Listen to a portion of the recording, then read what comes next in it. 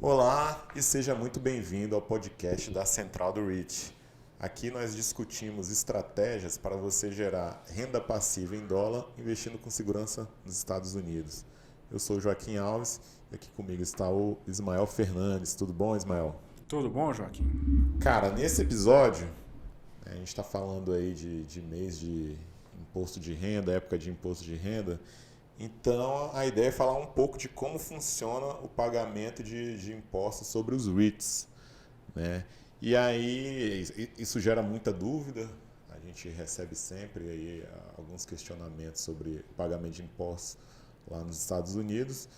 E a primeira pergunta que eu te faço é o seguinte: é fundamental a pessoa entender de tributação, do pagamento de impostos, para começar os seus investimentos em REITs? Acho importante. Não é algo que vai impeditivo, não, mas é importante você entender um pouco, né? Porque a gente tem aí vamos lá, os impostos, né? A gente tem que entender o seguinte. E isso difere bastante aqui quando a gente fala de REITs para fundo imobiliário brasileiro. Como é que são os nossos fundos imobiliários brasileiros? A gente tem dois impostos básicos, né? Um é sobre dividendo, o segundo sobre ganho de capital. No fundo imobiliário brasileiro, você não paga imposto sobre dividendo, inclusive o Brasil é um dos poucos no mundo que não tem isso, mas você paga 20% sobre ganho de capital. E aí, quando a gente considera que eu posso até abordar mais aqui, que os nossos fundos imobiliários brasileiros eles acabam tendo um ganho de capital não tão expressivo quanto os REITs americanos, né? Exatamente porque eu acredito que aqui o foco seja mais, inclusive, o dividendo, né? Pelo fato de não poder se alavancar, ser fundo, assim por diante. Quando a gente vai para os REITs americanos, mesma coisa. Existem dois impostos. Imposto sobre dividendo e imposto sobre ganho de capital. E aqui, falando para o brasileiro, tá? Porque o americano ele tem outro regime lá de tributação dos dividendos e do ganho de capital. Falando para o brasileiro, investidor que está aqui, né? Ouvindo aqui agora. Imposto sobre dividendo tem 30%. E aí muita gente já se assusta, né? Fala assim, mas é muito alto, Deus me livre, imposto... Imposto gigante, né? Imposto Eu gigante. pago zero no Brasil. No Brasil eu pago zero no meu fundo imobiliário, ainda tem um dividendo alto lá, o dividendo é mais baixo, só que o yield não é mais baixo à toa, né? Ele é mais baixo porque o mercado precifica que aquela empresa vai crescer bem. E o outro é sobre imposto sobre ganho de capital. Os REITs, tanto os REITs como as ações, né, em geral, elas são isentas, para o investidor brasileiro, elas são isentas de ganho de capital até R$ 35 mil por mês de venda. Então, se você vendeu R$ 34.999, você está isento. Você tem que fazer essa conversão do dólar. Exatamente. Né? Você fez uma operação lá fora, vendeu X dólares em REITs. Então, aí você, naquela data, você converte aqueles X dólares. Se deu mais do que R$ 35 mil, aí continua. Aí você vai ter que pagar. Isso. Aí se deu mais, tem que pagar sobre o lucro, né? Imposto sobre o lucro. Mas isso é aqui, no Brasil, né? Lá pro americano, não. Lá pro americano, esses 30% já fica ali na fonte. Então, você não precisa se preocupar com ele. Então, assim, quando o investidor sai daqui do Brasil, ele tem que ter em mente esses dois tipos de impostos, né? Que é imposto sobre dividendo, imposto sobre ganho de capital. E aí, por que eu falo? Que o nosso fundo imobiliário ele é muito mais focado em dividendo. E eu até acredito também, né? Eu tenho fundo imobiliário. E o fundo imobiliário não paga daquele imposto sobre dividendo, então cai limpo. Então eu não me preocupo tanto ali com ganho de capital, primeiro, porque pelo fato dele ser fundo, o crescimento dele em geral se dá ali através de emissão de novas cotas, aquela valorização patrimonial que a gente tem, é a valorização que o imóvel tem organicamente, né? Sua casa tem, minha casa tem, apartamento qualquer uma pessoa tem, aquela valorização normal que em geral ali é até próximo da inflação, né? E aí a gente tem que analisar um pouco também a localidade. Fundo imobiliário que tem imóveis em localidade melhor, de repente valoriza um pouco mais. Mas ainda que tenha essa valorização, 20% vai ficar ali com o leão, né? O leão vai te garfar ali na fonte. Os REITs, eles já têm outro propósito. Eu acredito até que seja até mais ganho de capital. E é isso que eu foco muito nos REITs. Mas dá para você ter REIT focado em dividendo? Com certeza. Dá para montar uma carteira de REITs muito boa, inclusive, com dividendo mais próximo do que seriam os nossos REITs, nossos fundos imobiliários aqui no Brasil. O REIT, ele é uma empresa. E como empresa, ele cresce sem necessariamente diluir o patrimônio do acionista. Ele pode contrair dívida, Então, assim, e aí muitas vezes as pessoas perguntam, dívida é algo ruim? Depende, né? A gente tem aquela noção de que para pessoa física, né? Pô, o máximo que a gente puder evitar de dívida é melhor, né? Mas para a empresa, ela tem que fazer todos os cálculos, né? Se o valor gerado por aquele empreendimento no qual ela vai se endividar, se ele gera mais retorno do que o custo de capital. Se sim, vale a pena ali ela empreender. E aí a gente vê muitos REITs que se endividam e conseguem crescer.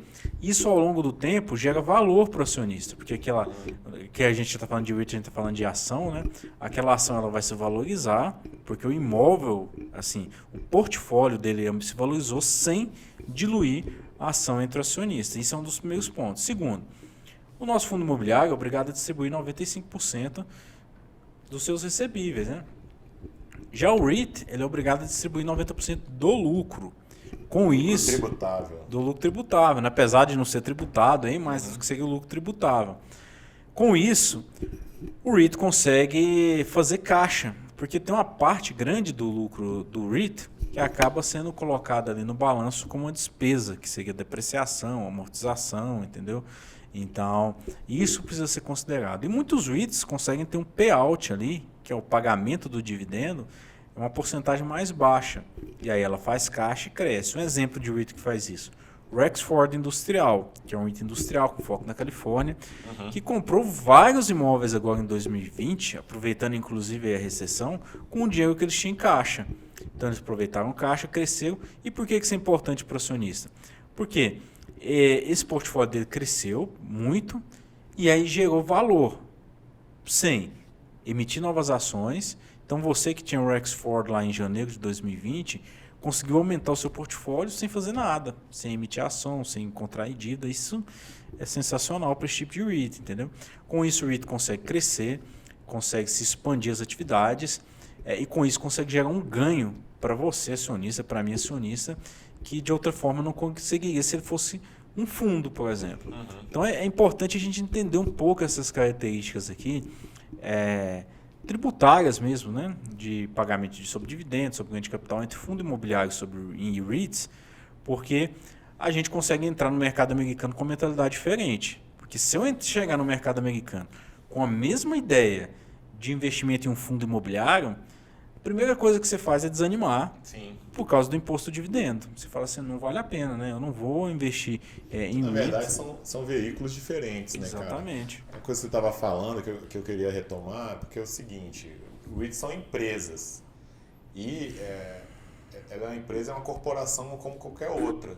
Só que, ao ela escolher esse sistema tributário, onde ela vai ser isenta de pagar imposto de renda federal, e, em compensação, ela é obrigada a distribuir 90% do seu lucro tributável, aí ela consegue se enquadrar como um REIT.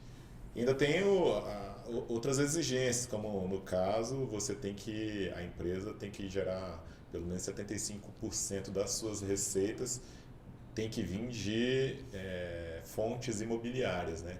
Então a gente tem que entender isso. Uma empresa, se ela conseguir se enquadrar em determinados critérios, ela vira um REIT, mas a qualquer momento também ela pode deixar de ser REIT. Isso já aconteceu também, né?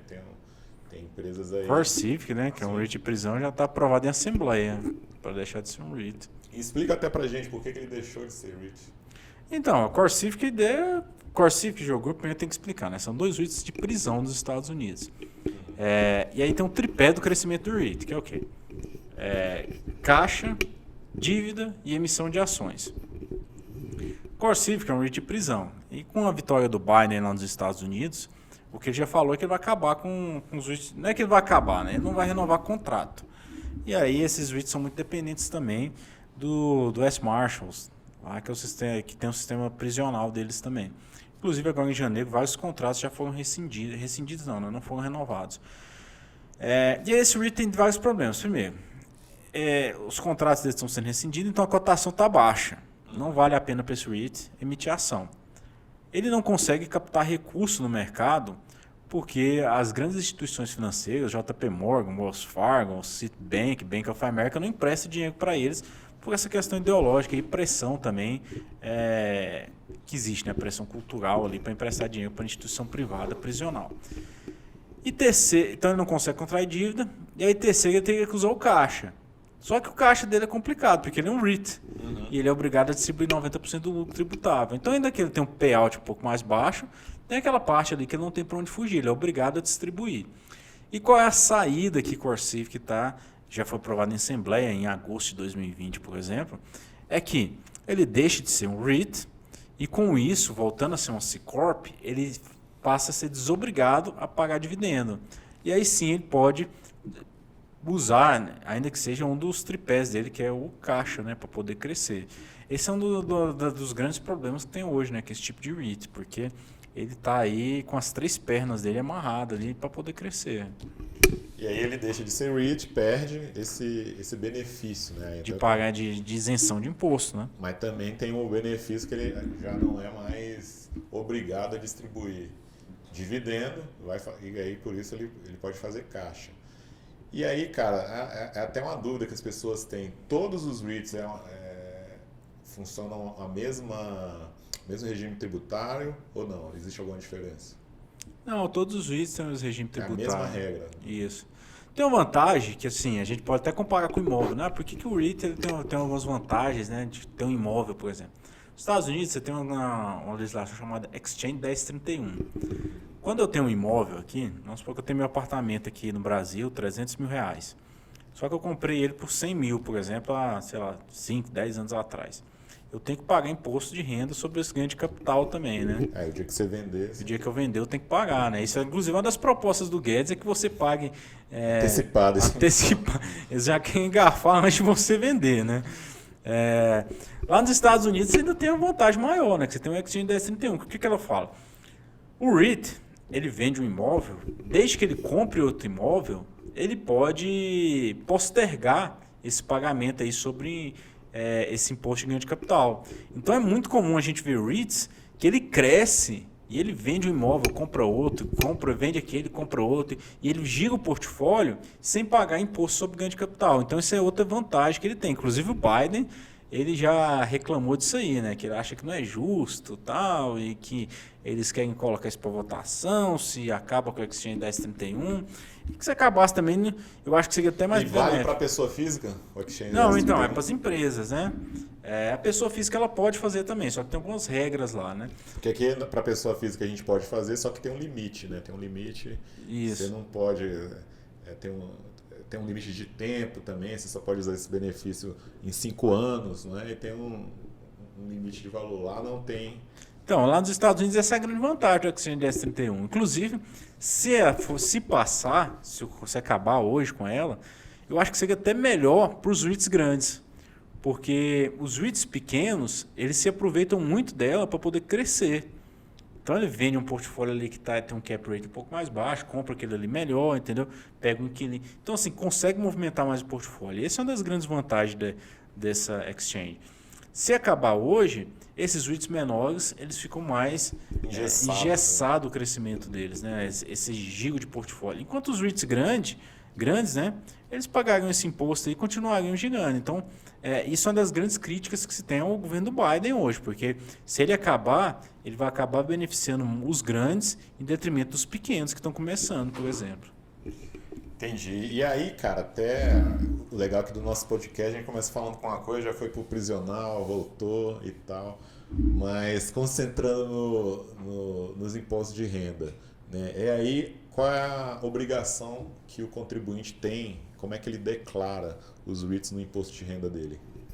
Então hoje quem tem conta aí na corretora brasileira, corretora para brasileiro, né? Uhum. Como a Avenue, o Passfolio, é muito fácil, né? Os caras já entregam para você lá onde você tem que preencher, como que você tem que preencher.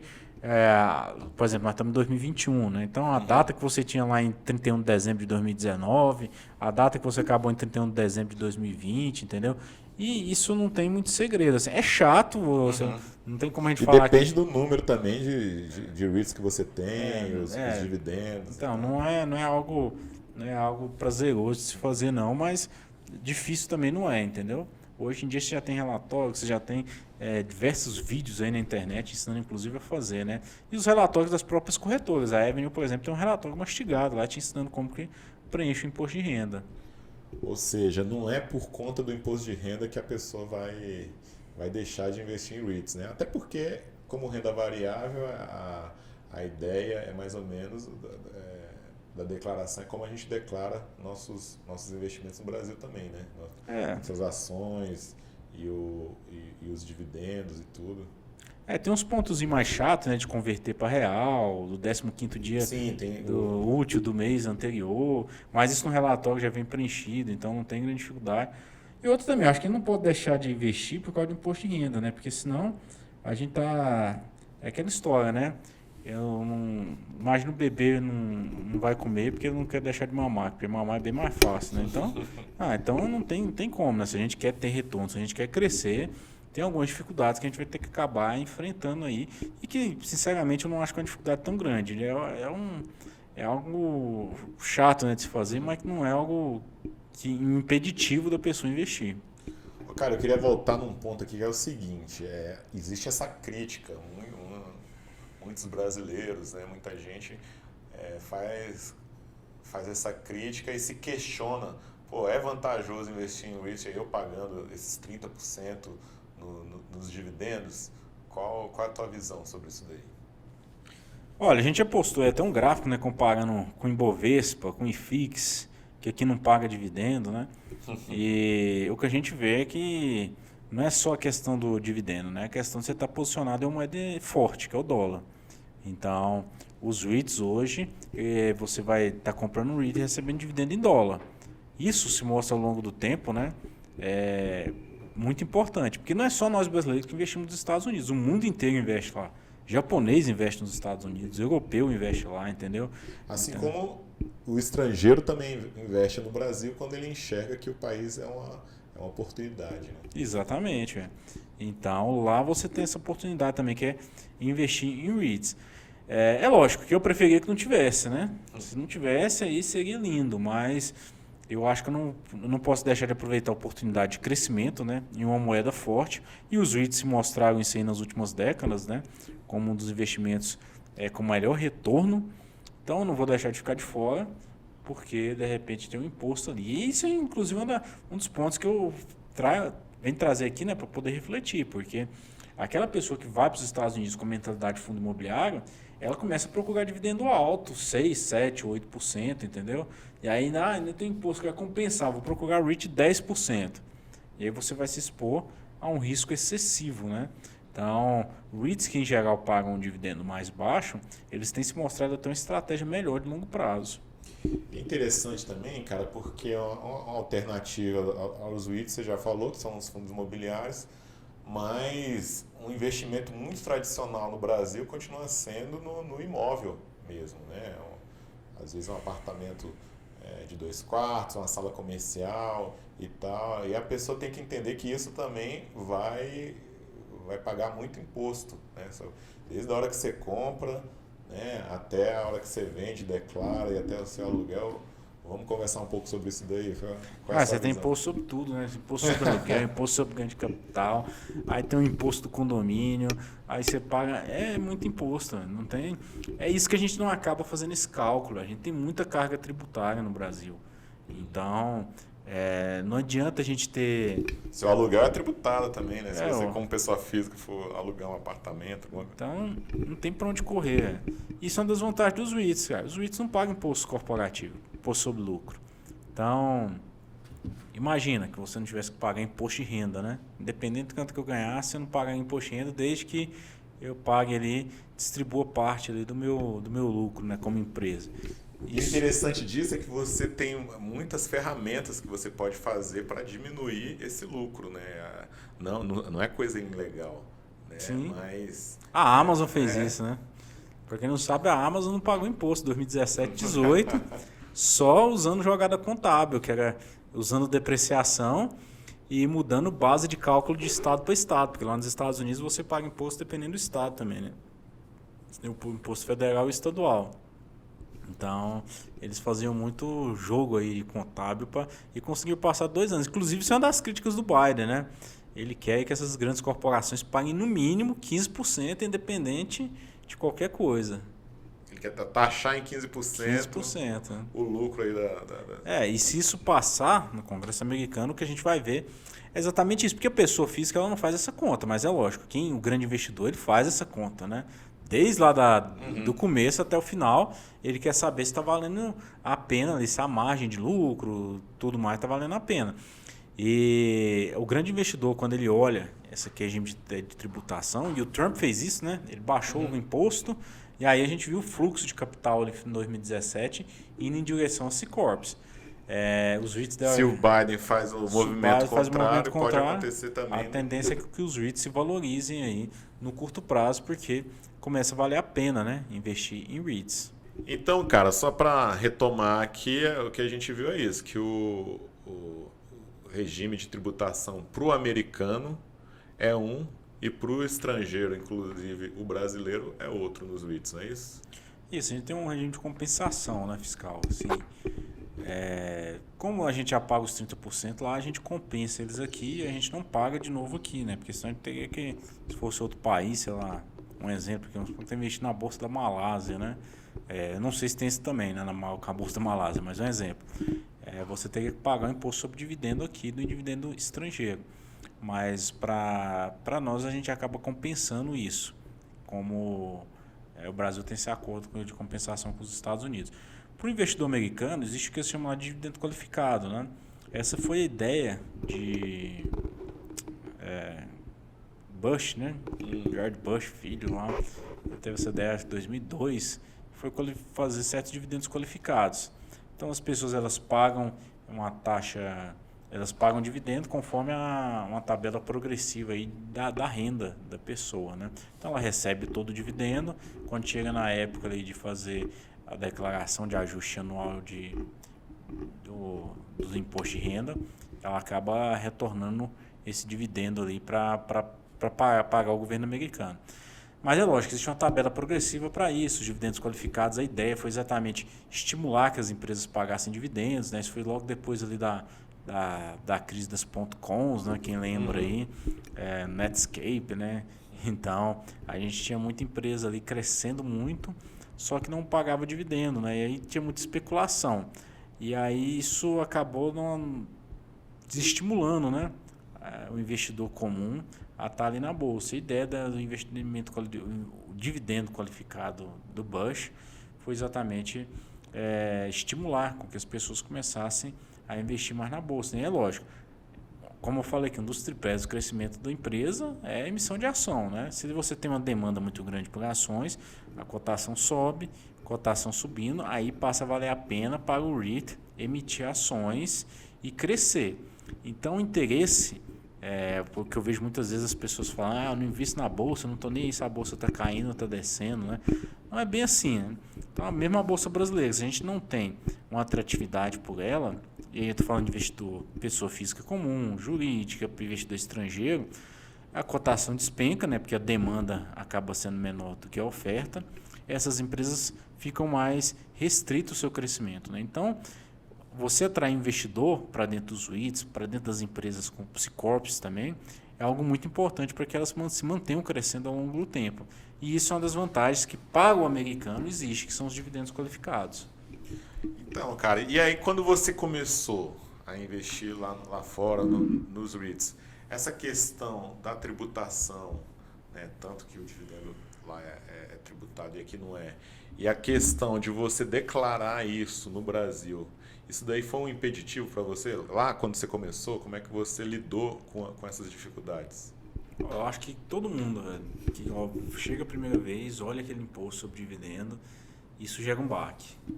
Gera aquela desmotivação, né, de investir lá fora. Mas eu acho que quando você vê o tamanho do mercado, o retorno que ele gera, né, a carteira crescendo, a possibilidade de você estar posicionado com mais segurança também, né? Não adianta nada a gente investir em fundo imobiliário na Argentina, na Venezuela hoje, rendendo 100%, porque não tem segurança. Então, e a inflação come o teu rendimento, né? A inflação comendo, isso não faz sentido. Então, acho que o primeiro ponto de quando a gente busca investir, o primeiro deles é segurança. Tanto é que por que as pessoas continuam investindo em poupança? Porque elas acham que poupança é algo seguro. Mesmo perdendo para a inflação, por exemplo. IPCA em 2020 bateu em mais de 2,3% a poupança. Mas as pessoas ainda preferem poupança por achar que tem segurança ali. Então, quando a gente vai para os Estados Unidos, o primeiro ponto é segurança. Depois, retorno. Quem procura retorno em excesso também precisa se expor a risco em excesso. E é isso que o investidor americano calcula quando ele vem para o Brasil, por exemplo. Se vale a pena ele se expor, ainda que as ações, os ativos estejam baratos, né?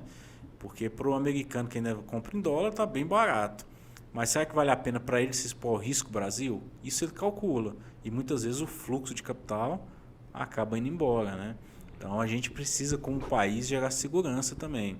E não é só essa questão do imposto que eu acho que tem que pesar na nossa decisão de escolher um ativo A ou B. Então, você está falando aí que no começo você teve esse mesmo desconforto, vamos dizer assim, né? E em quanto tempo, cara, você se sentiu totalmente, não, isso aqui vale a pena, mesmo pagando imposto, mesmo tendo que declarar no Brasil, tendo algumas exigências a mais aí. Quando que você viu que isso aí era importante ou era compensava para você? Eu acho que o primeiro ponto foi o seguinte: a gente vê que a gente está num mundo cada vez mais tecnológico. Então, a gente tem que o celular que a gente está mexendo aqui, ele não foi produzido no Brasil, entendeu? Esse microfone que a gente está falando provavelmente não foi, a câmera que está filmando também não. Então, tudo aqui, ó, que a gente está conversando, que acho que só essa mesa talvez aqui que foi produzida no Brasil, o resto tudo é produzido fora. Então, a gente está comprando isso em dólar. Por mais que a gente esteja lá passando nosso cartão de débito ou crédito em real, a gente está comprando isso em dólar. E existe um valor agregado muito grande em um bem tecnológico, né? A gente sabe que, por exemplo, esse telefone é muito mais caro do que a mesa, porque existe um valor agregado aqui de tecnologia que existe dentro desse telefone. E no Brasil a gente acaba não tendo muito essa opção, né? De investir em empresas de tecnologia. O que a gente tem de tecnologia? Sinqia, entendeu? Então, aí você vai para os Estados Unidos e você vê lá Apple, Google, Facebook. E aí a gente vai para os REITs, né? Quem pensa em REIT pensa sempre em imóvel. Eu vou comprar um prédio de escritório, né? Um prédio de apartamento. Não, você tem REITs de tecnologia, data center. Toda essa informação que a gente está passando aqui, né? Quem está assistindo pelo Google, por exemplo, está ficando armazenado em um data center, um de hyperscale da Google. Se você estiver ouvindo essa gravação pelo Spotify, cerca de 80% das nuvens do Spotify está armazenado no data center da Equinix, nos Estados Unidos, que é um REIT. Então, toda essa parte de tecnologia, e hoje o mundo é tecnológico, não dá para a gente ficar vendo o mundo andar de Tesla e a gente quer continuar andando de cavalo, entendeu? Então, eu não sei você, mas eu também quero andar de Tesla um dia. Muito bom, cara. Ou seja, não foi o imposto que te assustou, né, cara? Não, que me assustou muito mais aqui. Os benefícios de dolarizar parte da carteira, de receber renda passiva em dólar, superam em muito essa questão de pagar o 30% de imposto sobre os dividendos, não é isso? Exatamente. Muito bem, cara. Então, acho que com isso a gente fecha aí esse episódio, como funciona o pagamento de impostos nos REITs. E aí a gente se encontra nos próximos. Um abraço, até a próxima. Até a próxima.